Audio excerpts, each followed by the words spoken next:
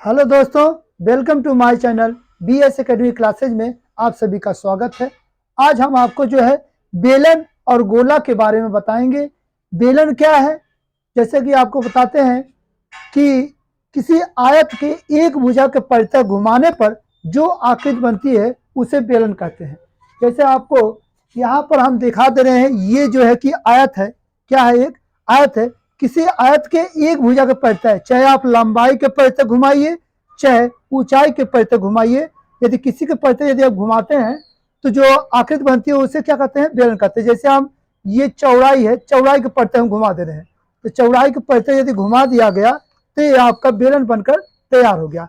देख लीजिए, ये है बेलन। तो ये दोस्तों, ये बेलन है। इसमें दो वृत्त हैं, एक ये वाला वृत्त है और ये वाला वृत्त है, और इसकी ये ऊंचाई है। ये जो इसकी जो है कि ऊंचाई, जो अभी लंबाई थी, ये क्या हो जाएगी? ऊंचाई हो जाएगी। ये एक वृत्त बन जाएगा, यह भी एक वृत्त बन जाएंगे। बेलन में दो वृत्त होते हैं, तो एक ऊपर वाला वृत्त है, एक नीचे वाला वृत्त है। अब जो वृत्त है तो इसकी त्रिज्या होगी, इस त्रिज्या को R से प्रदर्शित करते हैं, और जो बेलन की ऊंचाई है उसको जो है H से प्रदर्शित करते हैं। तो यहाँ पर जो है कि अब आपको बताएंगे, तो एक बार फिर से, किसी आयत के एक भुजा के परितः घुमाने पर जो आकृति बनती है उसे क्या कहते हैं? बेलन कहते हैं। जैसे मान लीजिए ये क्या है? आपका लंबाई है, तो लंबाई के परितः यदि घुमा दीजिए तो इस तरह मोड़ेंगे तो आप लोग जो है ये भी एक क्या हो गया? बेलन बन गया। इसमें भी दो वृत्त है, इसमें भी दो वृत्त, एक नीचे वाला वृत्त है, एक ऊपर वाला वृत्त है। तो किसी आयत के एक भुजा के परितः घुमाने पर जो आकृति बनती है उसे बेलन कहते हैं। तो आप यहाँ पर लिखा गया है बेलन का आयतन। बेलन का आयतन दोस्तों, बेलन का आयतन पाई आर स्क्वायर इंटू एच। बेलन का आयतन पाई आर स्क्वायर इंटू एच। और आयतन हमेशा घन में लिखते हैं, जैसे घन सेमी या घन मीटर या घन इकाई, जो भी है।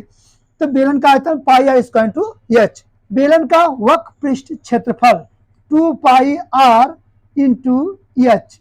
इंटू माने गुणा होता है, 2 पाई आर इंटू एच। इसका जो है मात्रक हो जाएगा वर्ग इकाई। क्षेत्रफल हमेशा वर्ग में रहता है। वर्ग इकाई, इकाई क्या है? इसे यहाँ पर मात्रक लिखेंगे, मीटर लिखेंगे या वर्ग सेंटीमीटर लिखेंगे, तो सेंटीमीटर लिख सकते हैं या मीटर लिख सकते हैं, तो इसलिए इकाई लिखेंगे। कोई भी जो आप मात्रक यहाँ लिख सकते हैं। तो बेलन का वक्र पृष्ठ का क्षेत्रफल 2 पाई आर इंटू एच।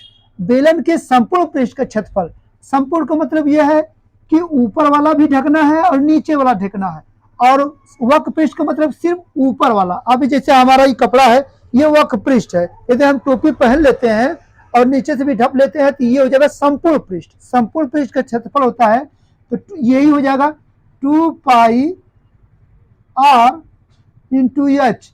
अब प्लस संपूर्ण है तो ये पाई आर स्क्वायर, तो कितना हो जाएगा? 2 पाई आर स्क्वायर। इसको आप 2 पाई आर कॉमन लेंगे, 2 पाई आर, तो कोष्टक में एच प्लस आर ही रहेगा। तो शॉर्टकट में इस तरह बोल सकते हैं 2 पाई आर कोष्टक में एच प्लस आर, या 2 pi R into H plus 2 pi R square. दोनों ही सूत्र हैं, इसी सूत्र में से इस सूत्र को निकाला गया है। अब इसके बाद जो है कि, तो ये आपका आ गया बेलन का सूत्र है। पहला क्या है? बेलन का आयतन पाई आर स्क्वायर इंटू एच घन इकाई। बेलन का वक्र पृष्ठ का क्षेत्रफल 2 पाई आर इंटू एच वर्ग इकाई। बेलन के संपूर्ण पृष्ठ का क्षेत्रफल 2 pi R into H plus 2 pi R square. ये कहाँ से आया? ये एक वृत्तीय है, एक वृत्तीय है तो दो वृत्त हुए, तो वृत्त का क्षेत्रफल पाई आर स्क्वायर, दो वृत्त है तो 2 पाई आर स्क्वायर, और 2 पाई आर कॉमन लेंगे तो ये जगह एच प्लस आर। तो दोस्तों, अब आपको गोला के बारे में बताएंगे। ये आपको जो है कि वृत्त लग रहा है, लेकिन यदि इसको जो है कि इसको भर दिया जाए, इसको ऐसे भर दिया जाए तो ये क्या बन जाता है? आपका गोला बन जाता है। गोला में जो क्या होता है कि वजन होता है। गोला में वजन होता है, जिसमें वजन हो, भार हो, लंबाई चौड़ाई ऊंचाई हो, तो वह क्या आता है? गोला होता है। तो गोले में क्या है? ये त्रिज्या है, ये आपकी क्या है? त्रिज्या है। त्रिज्या नीचे से खींचिए, यानी केंद्र से परिध के बीच की दूरी जो मिलाते हैं वो त्रिज्या होती है। त्रिज्याएं हमेशा आपस में समान होती हैं, समान होती हैं। अब आपको बताएंगे गोला का आयतन 4/3 पाई आर क्यू। गोला का आयतन 4/3 pi R cube, 4/3 pi R cube. आयतन हमेशा घन में रहता है, घन इकाई या घन मीटर, घन वर्ग, घन सेंटीमीटर, यहाँ पर घन इकाई लिखेंगे, घन इकाई। तो गोले का आयतन 4/3 पाई आर क्यू।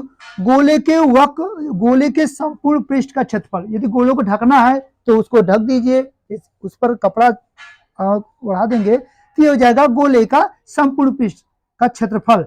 ये हो जाएगा 4 pi R square, 4 pi R square. क्षेत्रफल है तो वर्ग इकाई, क्षेत्रफल को वर्ग इकाई में। अर्धगोले का आयतन, अब जैसे ये क्या है, पूरा गोला था 4/3 पाई आर क्यूब था, लेकिन यहाँ पर अर्धगोले का आयतन तो आधा कर देंगे तो ये 4 था तो 2 जगह 2 से भाग देंगे सब में, 2/3 pi R square 2/3 pi R cube. क्यों? क्योंकि अर्धगोले का आयतन आधा करना है, यदि गोले को इसी को क्या कर दिया जाए, आधा कर दिया जाए तो ये हो जाएगा 2/3 पाई आर क्यूब। अब इसके बाद अर्धगोले के वक्र पृष्ठ का क्षेत्रफल। अब क्षेत्रफल तो यहाँ पर गोले के संपूर्ण पृष्ठ का क्षेत्रफल 4 पाई आर स्क्वायर, तो यहाँ पर जो अर्धगोले का पृष्ठ का क्षेत्रफल निकालना है, आधा निकालना है तो बस इसका आधा कर दीजिए, 4 पाई आर स्क्वायर है तो ये हो जाएगा 2 पाई आर स्क्वायर वर्ग इकाई। तो दोस्तों यहाँ पर बहुत आसानी से, यदि आप पूरा याद करते हैं तो आधा करने में कितनी आसानी होगी, बहुत आसानी से आप जो ऐसे से कर सकते हैं। अब अर्धगोले के संपूर्ण पृष्ठ का क्षेत्रफल, अब जैसे यहाँ पर तो पहले चित्र बनाएंगे तभी आप सीख पाएंगे कि यहाँ पर देख लिया अर्धगोला कैसे बनाते हैं। पहले जो है ये हो गया वृत्त, ये क्या है आपका वृत्त है, और इसको ऐसे मिला देंगे एक कटोरा भांति हो जाएगा तो ये अर्धगोला हो जाएगा। क्या हो जाएगा? अर्धगोला। अर्धगोले का संपूर्ण पृष्ठ, अर्धगोले को ऊपर भी ढकना है और नीचे भी ढकना है तो ये हो जाएगा 2 पाई अर्धगोले का संपूर्ण पृष्ठ। यानी यहाँ पर ये देखना है कि ये भाई देखो त्रिज्या है, ये भी है, ये आर है, ये भी आर है, तो यानी 2 pi R square, 2 pi R square ये अर्धगोला का क्या है, अर्धगोले का वक्र पृष्ठ का क्षेत्रफल 2 पाई आर स्क्वायर। लेकिन जब ऊपर भी ढकेंगे तो ये 2 आर तो यहाँ पर हो गए, एक आर ये, एक आर ये, तो ये हो जाएगा 2 आर।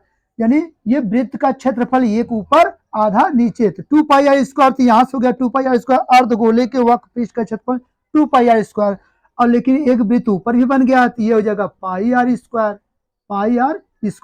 इस तरह से जोड़ देंगे तो ये हो जाएगा 3 पाई आर स्क्वायर, और क्षेत्रफल है तो वर्ग इकाई। तो दोस्तों तो आप एक बार फिर से अर्धगोले के संपूर्ण पृष्ठ का क्षेत्रफल 3 पाई आर स्क्वायर कैसे हुआ, अर्धगोले का 2 पाई आर स्क्वायर, और इसके बाद एक गोला आधा जब करते हैं गोला तो एक ऊपर भी गोला बनता है, इसलिए पाई आर स्क्वायर, तीनों जो मिलकर के हो जाएंगे 3 पाई आर स्क्वायर। दोस्तों बहुत सिंपल है, यदि आप इस वीडियो को एक बार 2 बार सुबह आप देखते हैं तो आपके माइंड में एकदम सेट हो जाएगा, और जो है कि बहुत आसानी से जो कोई भी सवाल हो सूत्र पर रख करके आप सॉल्व कर सकते हैं। तो दोस्तों यदि आपको हमारा वीडियो पसंद आता है तो लाइक शेयर कमेंट जरूर कीजिएगा। जय हिंद।